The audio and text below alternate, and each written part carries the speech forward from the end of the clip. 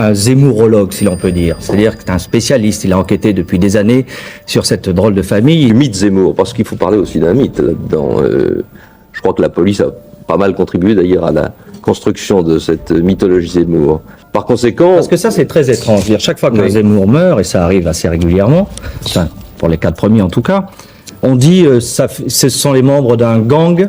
Voilà, et on n'arrête jamais personne, et finalement rien ne se passe. Alors, comment c'est possible, ça? Mais écoutez, alors Gilbert Zemmour, quant à lui, avait toujours protesté contre cette notion de gang. Il prétendait qu'il n'était pas, avec ses frères, les Dalton du Faubourg Montmartre, qui d'ailleurs n'étaient pas associés avec ses frères. Et effectivement, à un moment donné, en tout cas, il y en a qui étaient en Israël, d'autres en Allemagne, peut-être dans les 100 terres, effectivement. Une petite multinationale, un peu. Lui, quant à lui, il était depuis 73 au Canada.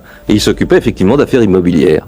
Alors, avec quels capitaux? Tout le problème était celui-là. C'était d'où venaient les capitaux investis au Canada d'une banque suisse. Alors lui, il avait une thèse disant que c'était des capitaux rapatriés illégalement du Maroc et qu'on lui avait confié pour investir. La police n'en a jamais rien cru, bien entendu. En fait, c'est assez classique. On gagne de l'argent dans le racket ou dans la prostitution et on le blanchit dans la limonade, comme on dit. Oui, c'est-à-dire que lui, en tout cas, Gilbert Zemmour semblait beaucoup plus proche de ces milieux d'affaires, si vous voulez, de ce qu'on appelle la délinquance en col blanc, que du milieu criminel, mais enfin on sait bien que la délinquance en col blanc n'exclut pas les crimes de sang. Est-ce qu'il n'y avait pas un partage des emplois justement dans cette famille Zemmour? Il y avait le dandy très voyant, celui qui est mort à Miami, et puis celui qui est mort ce matin, plutôt l'homme d'affaires discret. Oui, alors il prétendait avoir des rapports assez distants avec ses frères, enfin sauf qu'il a pris les crosses de celui qui est mort à Haut-Hélène, puisque dans le fond, le dernier contentieux qu'on lui connaît à Gilbert Zemmour, c'était son contentieux avec la police. Il accusait la police d'avoir froidement assassiné son frère William Haut-Hélène. Et il prétendait que c'était un homicide volontaire. Il y avait une plainte qui avait été déposée